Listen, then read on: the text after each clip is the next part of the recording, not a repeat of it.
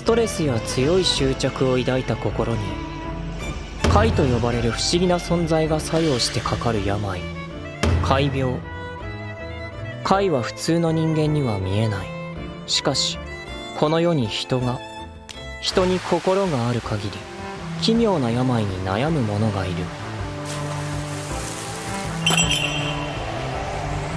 そして怪病があればそれを治す者もまた存在する。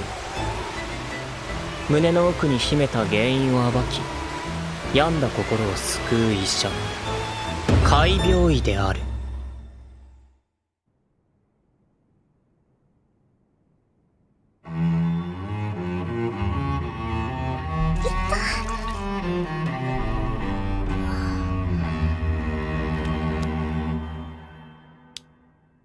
目からマヨネーズ？そうなんです。目からマヨネーズが勝手に出てきて困ってるんです。君ね、大人をからかうのは良くないよ。本当なんです。直してください。ママが困っちゃう。はいはい、次はママと来てね。なんで信じてくれないの？もしよろしければご紹介しましょうか。そういう病気の専門医。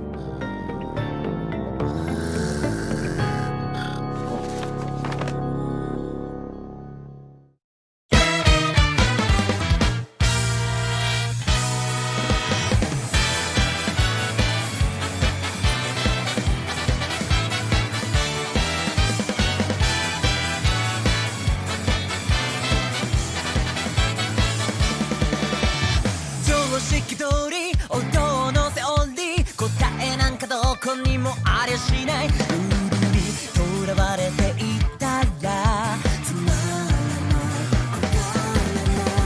宣伝バラバラになりふり構わずにてんやわんやでみんなで一緒にちょっと不思議なくらいが面白いだろう、yeah、どこかしびれてスパイシー毎日訪れるサプライズのさらに裏側そっと放ってくシェイク心震わせたら見えてくるブランニューワンシェイク心さらけ出せば明日もまた歩き出せる Oh yeah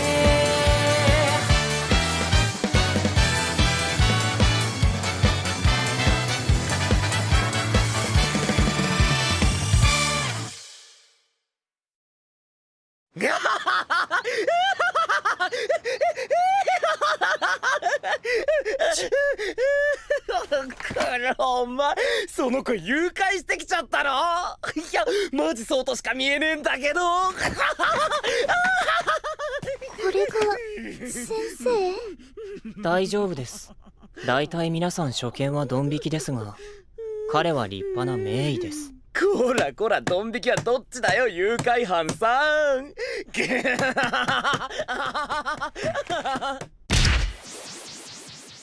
で目からマヨネーズが出るって？はい、でもどの病院でも信じてもらえなくて。まあ怪病なんてまだまだオカルトの部類だしな。怪病？疲れてる時って風邪ひきやすいだろ？体が弱ってるとウイルスとか菌に負けて病気にかかりやすくなる。怪病も一緒だ。心が弱ってると怪ってやつらが体に入り込んでいたずらするんだよ。いたずら？まあ安心しろ。俺がそれを治す医者、怪病医ラムネ先生だ。じゃあまあとりあえず泣ける映画でも見て実際どんな風にマヨネーズが出るのか試してみねえとな。お母さん、どこにも行かないで。お母さん先生が泣いてどうするんですか？泣いてねえよ。それにしてもこの琴って子役、泣く演技上手ですね。ありがとう。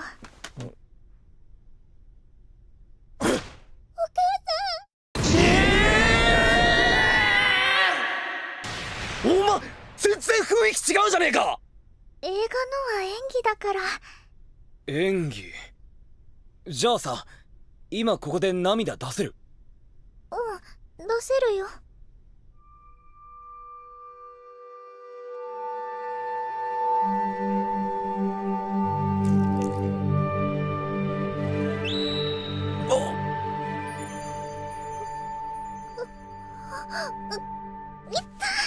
おい大丈夫か？醤油。黒、すぐ目の洗浄。はい。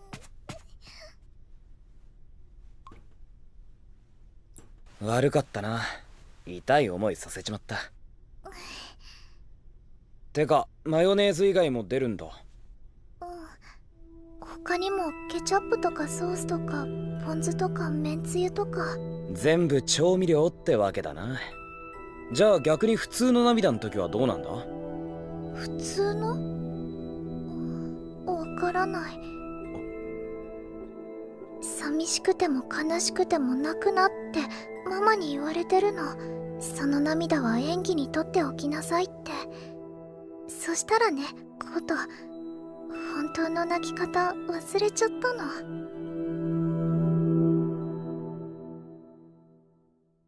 じゃあこれ薬な。金魚のティーバッグ。これをこの急須に泳がせて飲め。そしたら調味料は少しずつ出なくなる。それからこれはどうしてもって時だけ使え。コンタクトレンズだ。つけてる時だけ調味料を止めてくれる。いいか、こっちは副作用が強えからあんま使うんじゃねえぞ。気をつけて帰れよ。どう考えても家庭環境に問題ありそうですね。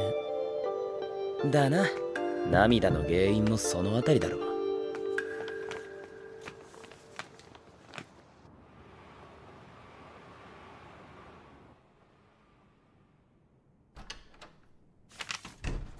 ただいま、ママ。どうだったの病院。早く治してちょうだいね。いつまでもお休みいただくわけにはいかないんだから。お弁当テーブルの上に置いてあるから勝手に食べなさい。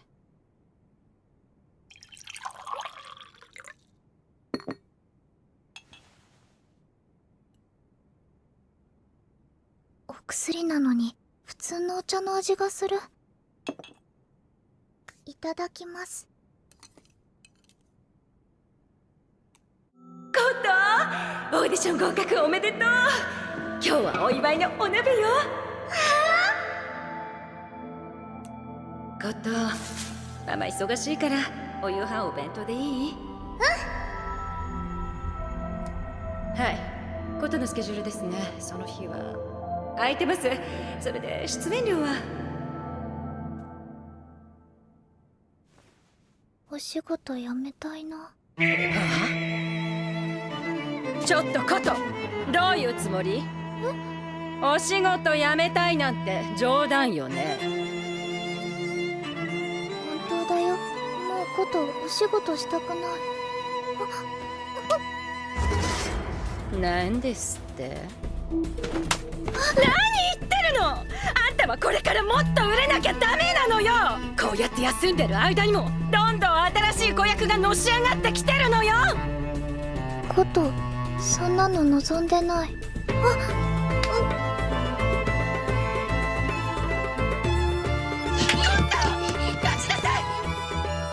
なるほど、そういうことか。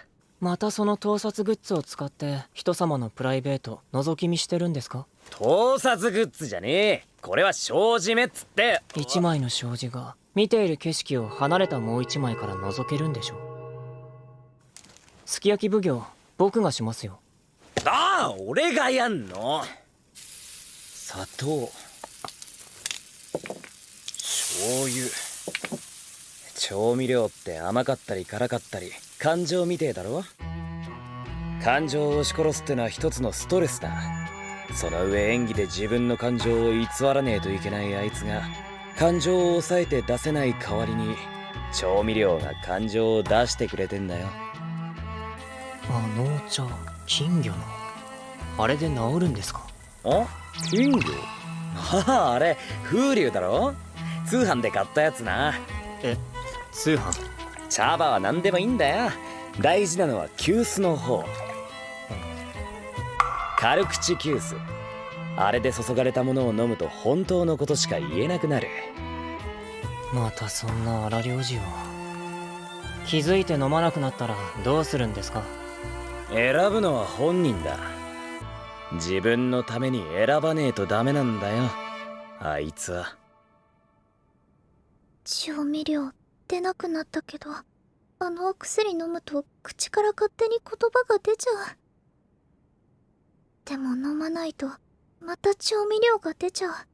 今からお仕事だし。コットン、どうして最近ママを困らせることばかり言うの？コットン、おいしい？ダメなんだね。望むのはことのわがままなんだね。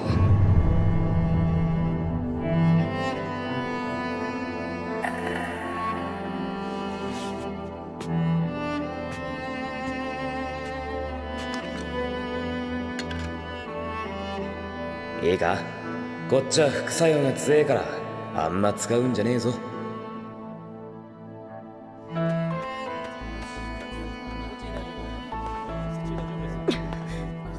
コットン、遅いわよ。早くスタンバイして。ごめんなさい。コトちゃん、休憩はもういいの？いいんです。もういいんです。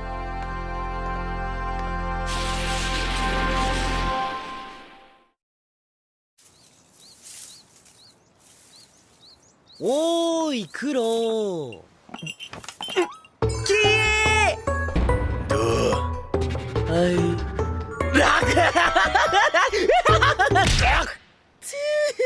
気でも狂ったんですか、先生？ちげえよ。ほら、よく喜怒哀楽って言うだろ。試しに感情を出してみたい。なるほど。でも先生は顔がうるさいんですから、ほどほどにしてください。失礼な。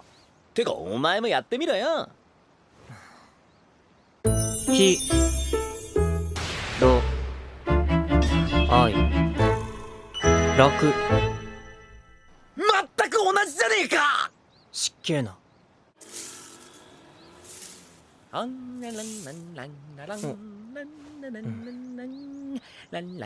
手を動かす。こら黒てめえ。突撃、あの人のお宅訪問。今日は今一番泣ける子役、柏木コトちゃんのお家に来ています。眠い。体が重い。わあ、すごーい。これ全部お母様の私物ですか？まあ。キャー、ダイヤ大きい。ね、コトちゃんもこういうの憧れちゃう？コットン、お仕事中でしょ。しっかりしなさい。ごめんなさい。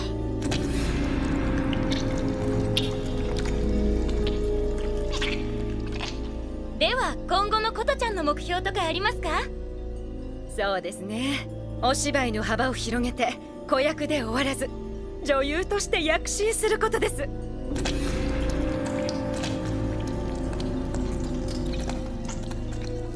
じゃあそんな大女優を目指すコトちゃんにここで得意の泣く演技を披露してもらおうかな。あ、コトちゃん。コットン、いい加減にしなさい。さっきから泣きなさい。お仕事なんだから。ほら早く。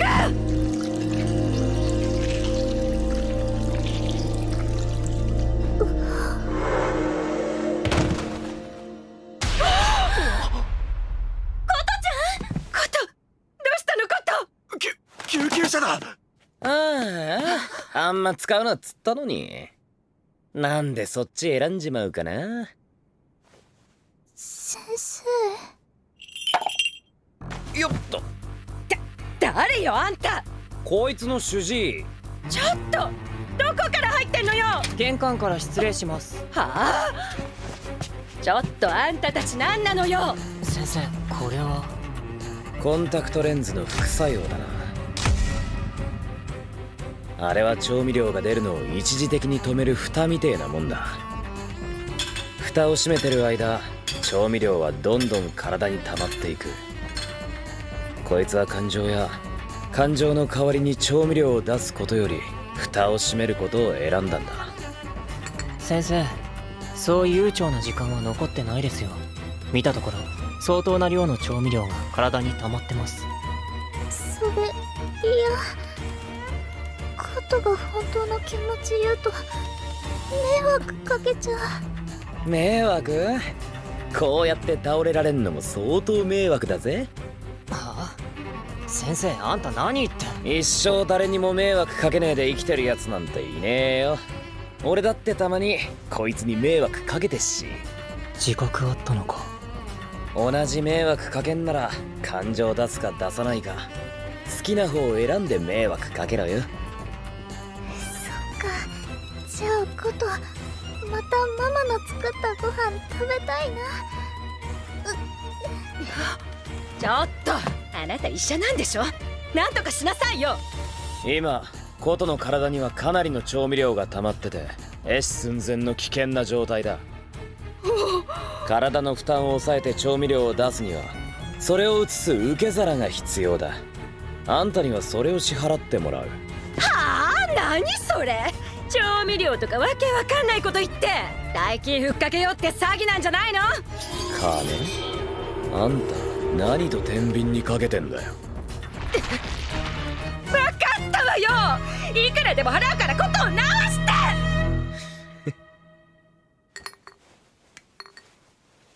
て。よかったなこと。受け皿は用意できたぞ。遊びたいよ。演技が疲れる。仕事したくない。あの頃の時間が戻れない。ママの作ったご飯食べたい。遊びたいよ。演技が疲れる。仕事したくない。ご飯を作ったら仕事したくない。仕事したような時間が戻れない。ご飯が食べたような時間が戻れない。疲れる。この頃の時間が戻れない。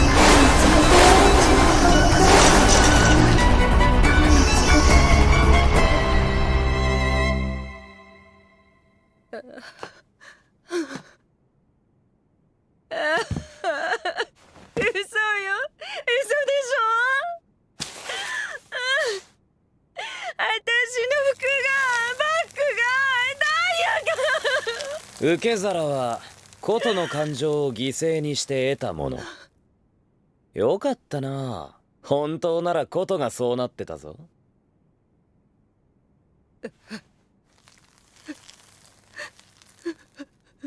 ごめんね。ママ、ごめんね。コトのせいでママの大事なもの壊れちゃって。取り返してあげたいか。あれはお前を治すために支払った代償だ。取り返すにはその逆のことをしてやりゃいい。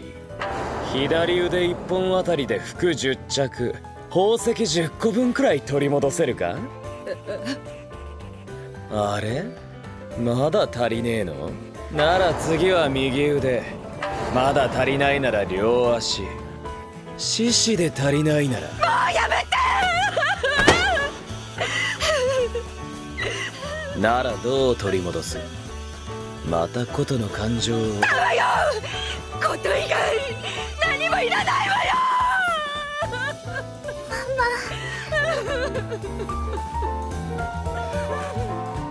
救急車到着しました。クロ、帰るぞ。はい。先生、そっちは窓です。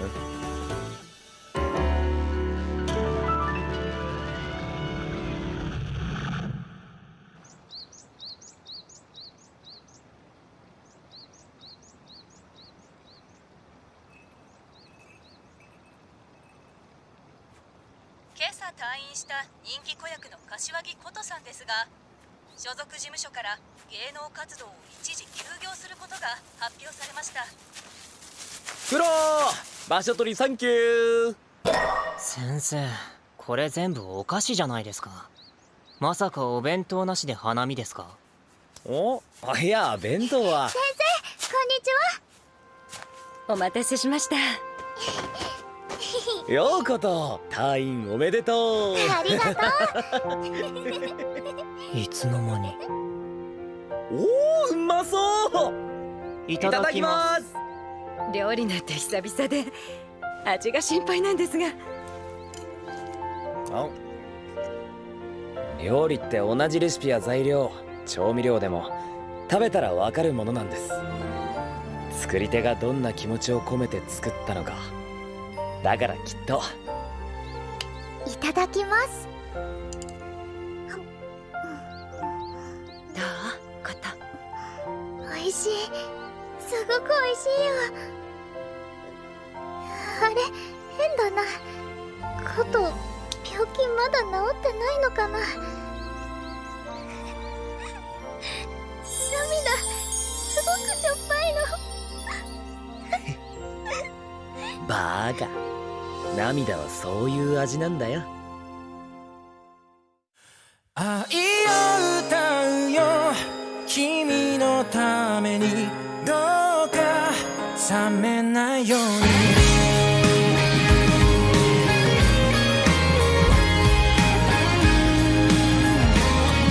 消せない傷、誰だってあるよ。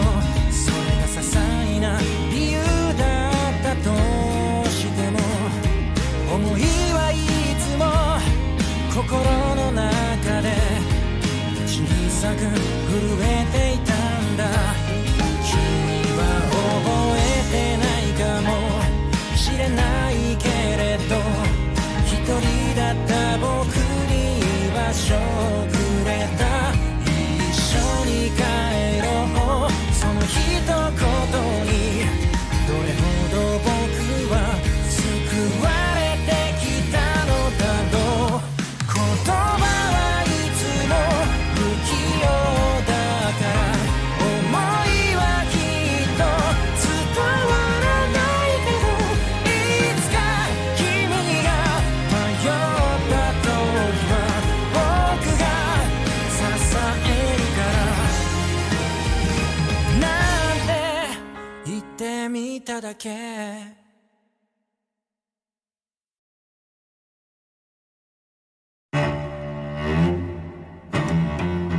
おお、確かにちくわだね、君の陰茎。先生、次の患者さんは近隣の病院からのご紹介です。おお、これは立派な。ちくわですね。開病医ラムネ第2話、ちくわの陰茎。All done. How's it coming for you? If you're finished, you should join us for a beer. Sorry, I'm not even close yet. You guys better go on without me. Good luck, man. We'll see you tomorrow. Don't work all night, okay? So where should we go? I know a good dive bar.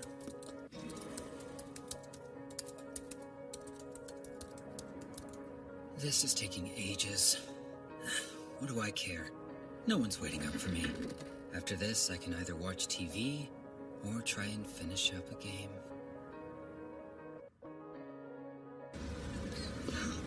It's good to be out of there. All right, we just need to finish up the system. There sure are lots of people in this world, and they're all just like me.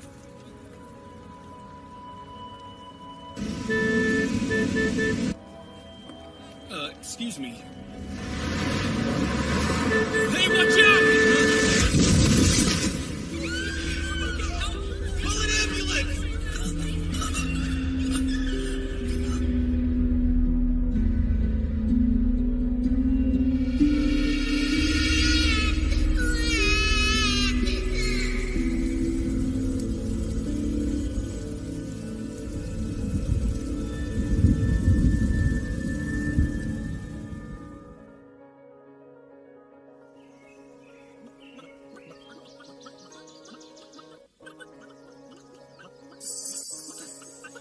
Oh yeah!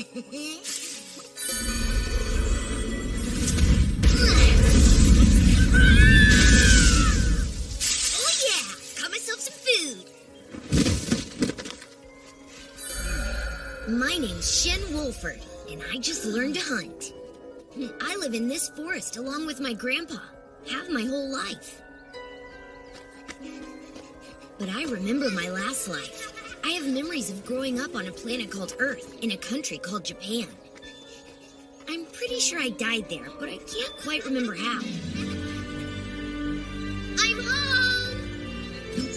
Ah, so you are. How was your hunt? I'm eager to see the spoils. This old man is named Merlin Wolford. Years ago, he found me in a wrecked carriage in the woods that had been attacked by a demon. I was just a baby, and no one else survived, so he took me in. Ah, 3 chickens and a boar. Could have got more, but you said not to overhunt. Wind blade slashes. That's an excellent choice, my boy. I feel like they're what's best suited for hunting. The biggest difference between this world and Earth is that in this world, magic's real. My grandpa's extremely well versed in magic. He's taught me a lot. Good, now let's see how your flames are coming. Shin, set that wood alight. Sure! The magic in this world works without any chanting. You just have to visualize what you want to create. Whoa! And honestly, I'm pretty relieved about that. From what I remember of my past life, chanting incantations and calling out spell names would have been a little embarrassing. Granny Melida's coming and Mikhail's with her. They're here for you. My magic is a good start, but you should study swordsmanship and magical gear, too. Right! You're hunting boar now? Merlin, that's far too dangerous, even for him. This is Melida Bowen. She's a friend of Grandpa's, and she comes to visit us pretty often. It's not really that dangerous, especially since I still have the magic gear we made together. There shouldn't be an 8-year-old in this world that can hunt down a wild boar by itself. But there is. Oh, shut up! Shin's exceptionally skilled with magic, you know that. Not to mention this forest has practically been his backyard. Sounds like your magic's getting ahead of your combat skills. That means it's time I took off the kid gloves for your training. You don't have to do that.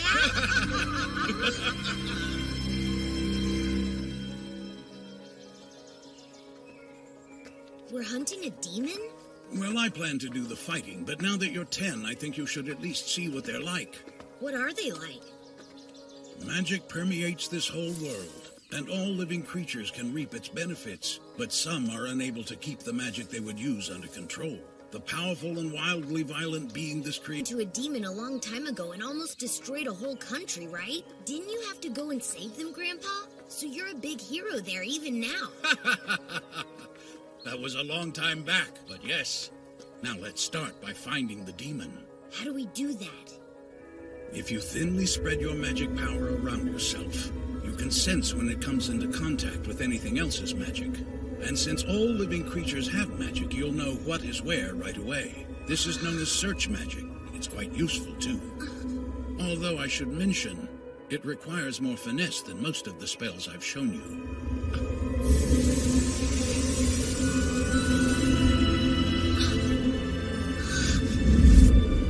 Wow, I can feel the magic in all the creatures of the forest. I can even sense Granny Melida back in her house.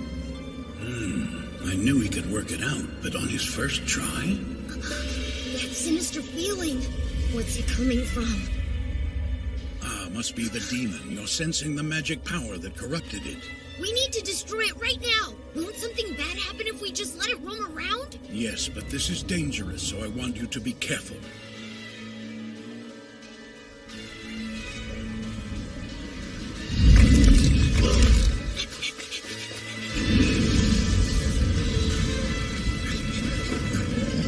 That's what demons look like.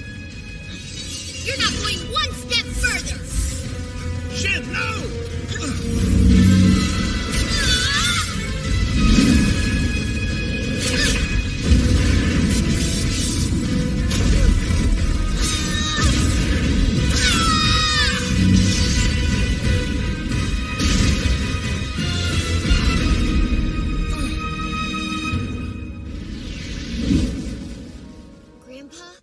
Grandpa? Did I do an okay job? Hope I didn't mess things up. No, you did great. Left me speechless for a moment. That was a sight to behold. I couldn't have done better myself. You mean it? So our demon hunt was successful? It certainly was. Oh, yeah! Exactly what kind of enchantment did you put on your sword and boots? Just the usual stuff, you know. Shin took down a demonized red grizzly? Yes, he moved so fast that I couldn't even help. Shin's a prodigy. I've never seen someone learn so fast. He's already better with magic than most adults. He's keeping up with Mikhail's combat training, and he's memorized countless enchantments in the original tongue. It's not inconceivable that the boy really did come from another world. Shin's origins couldn't mean less to me. All that matters is that when he looks up and calls me Grandpa, I can't help but adore him. Blood or no, he is still my grandson. I can't believe I'm hearing this from the man once known as the Lord of Destruction. Why must you dredge up the past? Is my embarrassment that amusing? Let's just say the title of Wise Man seems to suit you better. I adore that boy every bit as much as you do, Merlin. I'm not able to visit as much as I like, but I think of him as if he were my grandson, too. That's enough for today. How's your training coming along? Mikhail's been going really hard on me lately. Yet it looks to me like you're keeping up with him. Anyway, Shin, I have something I need to tell you. Wait a sec, you're saying I'm not really your grandson? My apologies, Shin. I should have told you much sooner. Thing is, I already know that. This must have been the work of a demon. There's no saving them, but I can give them a decent burial. What is that, a crying infant? How do you survive?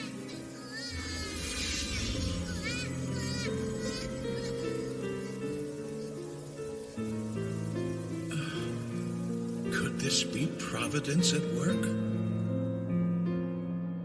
Your temperature had dropped from the rain. Maybe that's why the demon missed you. But frankly, I wonder if it wasn't the same... No. Could it have been that red grizzly? Shin. I was just thinking it's possible, you know? If it was, well, it's nice to think that maybe I got any idea who my parents were. Their possessions were nondescript, and their bodies were both ravaged beyond recognition, so no. Oh, well. You're taking this news rather well. Well, I know they were my parents, but I don't remember them. Also, I've always had a great grandpa. And on top of that, I've got Granny Melida and Mikhail, too. I've just never felt like I was missing anything. Shin. Listen, Grandpa, I want to tell you how grateful I am. Thanks for taking me in. I'm really glad you did. Oh, Shin! Come on, stop crying, Grandpa. It's embarrassing. I'm so happy! But really, though, thanks, Grandpa.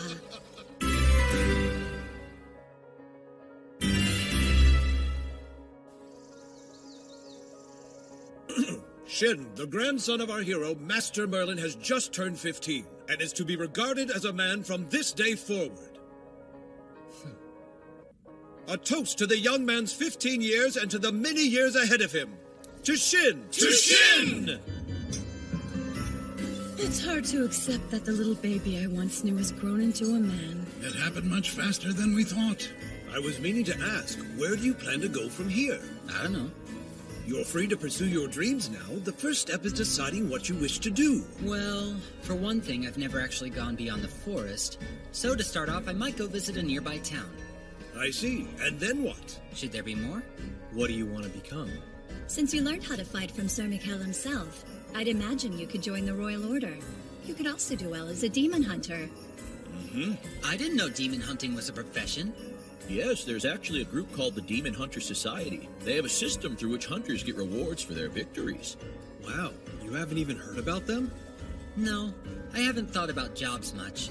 You could also do pretty well enchanting and selling magic gear.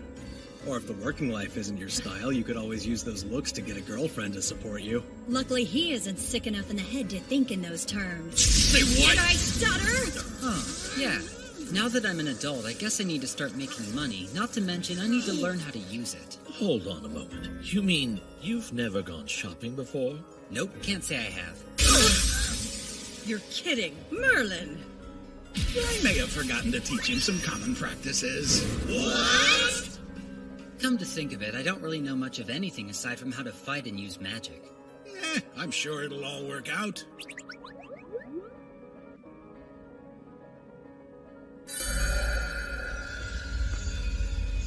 Oh, amazing. How did we come so far in the blink of an eye? We teleport? Yes, Shin made the spell himself. A spell like that could transform the world's supply chains, communication, even the way people think. As if it wasn't amazing enough that he mastered all the magic Merlin and I taught him. I'm enjoying the walk and all, but is there some reason you brought us out here? Yes, to ensure our safety, I thought it best that we do this in a place without much around. Safety? I've already seen this myself. I'd advise all of you to brace yourselves. Shin, show them an attack spell. Treat this like it's one of your tests. Yeah, sure. How about a fire spell? First, visualize the flames, then create a spark. As long as there's oxygen, this creates a small flame. I've never seen such a pale blue flame in my whole life. Isolate more oxygen and hydrogen. Encase the mixture, sealing it from surrounding air, and ignite it from the flashpoint on impact.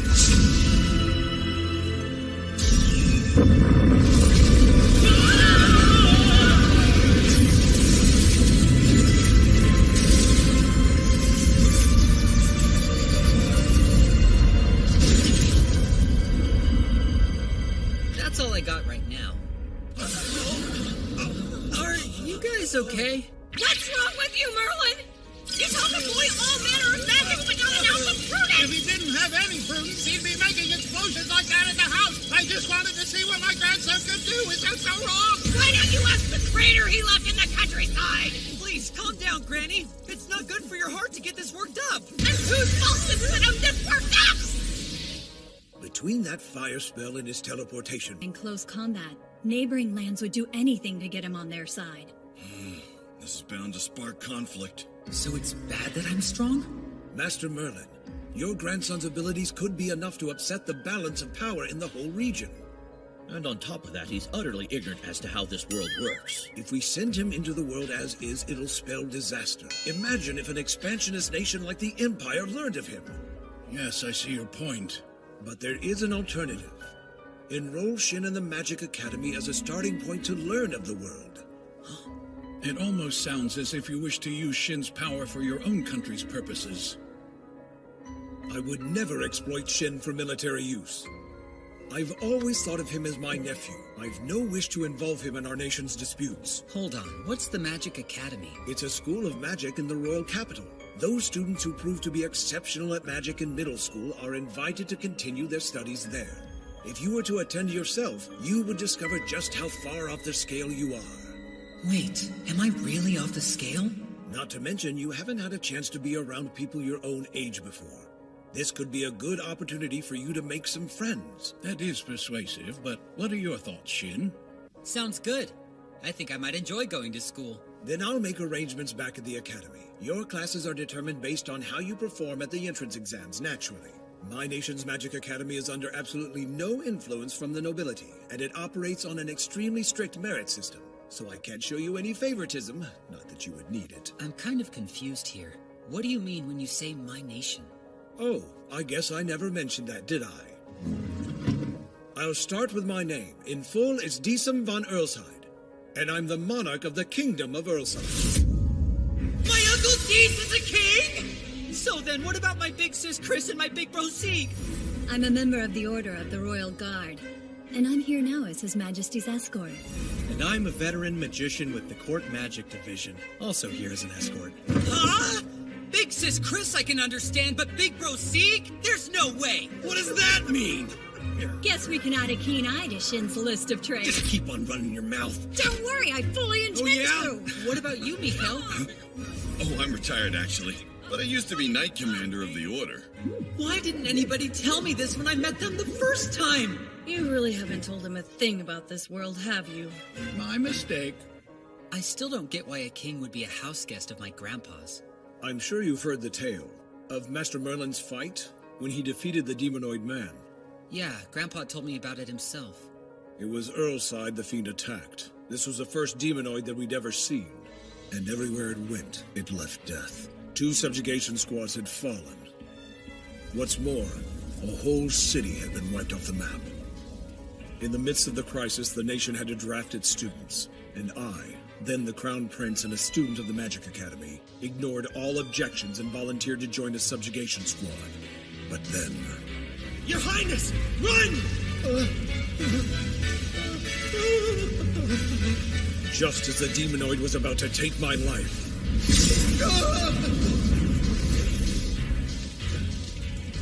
I'd step back, kid. It's rather dangerous here. I was saved by Merlin and Melida in the nick of time. Melida fought beautifully, graceful and bewitching with her magical gear. And Merlin was a force of nature, ferocious and unrelenting. What a sight they were. I can't express how great my admiration for them was. Bewitching and ferocious. We were full of youthful excess. I can still do a little bewitching when I feel like it. After these 2 put down the demonoid, they were named heroes for delivering our nation from crisis. And since that day, we've shared a friendship that went beyond our stations. Mostly, I like coming here so I can bellyache about work. I see. Wait, bellyache? You've learned that I'm a king, yet you aren't treating me any differently. Thing is, proper royal etiquette is another thing Grandpa forgot to teach me. Not to worry, you're one of the only people I can have a conversation this relaxed with, so make sure you never change, Shin. Yeah, well anyway, the real surprise here is that Grandpa and Granny formed a party once. Those 2 did a lot more than form a party. They used to be husband and wife. Huh? Huh? We're almost to the capital. So hey, Grandpa, what's your house at the capital like? Is it big? I don't quite remember. It was bestowed upon me by the country, so I think it was large. At least we've got other dimensional storage space for the move-in, right? And listen, Granny, I know you weren't all that keen on coming to live with us, but I'm really glad you decided to do it anyway. I had no choice. I mean, it's not like I could leave everything up to this doddering old man. Oh, look, the Capitol walls. Do you have identification? Certainly. Will this do? Right here. Ah! Merlin the Wise Man and Melida the Guru! I can't believe it! Wait, the wise man's here? And the Guru? No way! Where are they? Let's find them! Pardon, but could I ask that you finish this up quickly? Yes, sir. I'm terribly sorry. Who might the young master be? Master? You may call him Shin Wolford. He's my and Melida's grandson. Master Shin! It's huge. We bid you all welcome home, Masters Merlin and Shin, Mistress Melida. Hi there. My name is Steve. I'm your head butler. My name is Marika. I'll be your head maid. And I'm Kohler, your head chef. If you require something, you need but ask and we'll make it yours. What gives with the sudden VIP treatment? I would imagine Deesum sent them here once he knew we were coming. I'm starting to remember why we don't like to visit. Melida and I can handle things here. Why don't you go explore the town a bit? Okay, will do. Is this enough? That was my first time buying something.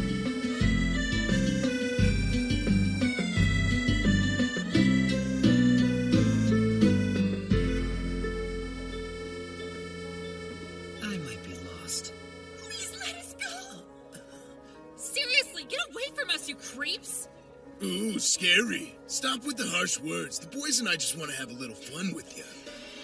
This could be fun for you too if you let it. Hell, it might even feel good. These guys are walking cliches. Excuse me. Are these guys bothering you? They are! We're extremely freaking bothered! Are you trying to start something, kid? I bet he thinks he's some kind of hero. We risk our lives every day to protect these ladies by hunting demons, so we're the real heroes. So you guys hunt demons. Well, I have to admit that does sound like a noble line of work. If you hunt girls too, then you're just a bunch of scumbags. Why did you just call us punk? Die! So slow.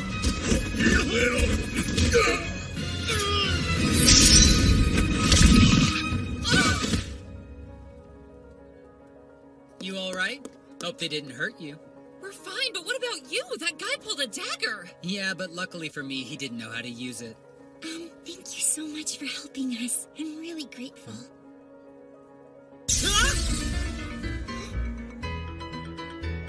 sure you're okay?